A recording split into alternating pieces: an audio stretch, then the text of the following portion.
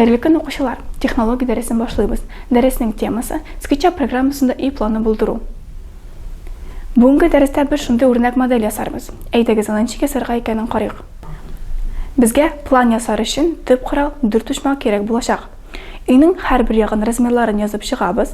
Тәрәзә һәм ишек буласы урыннарны да төгәл итеп күрсәтәбез.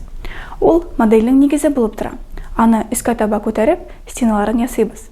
Ишек һәм тәрәзәләр ясар өчен безгә туры почмаклы кирәк булачак. Як-якларын төгәл размерларда нокталы өтер аша язып чыкканнан соң, тәрәзә һәм ишек формасы килеп чыгачак. Модельгә ясалган ишек һәм тәрәзәләрне урнаштырабыз.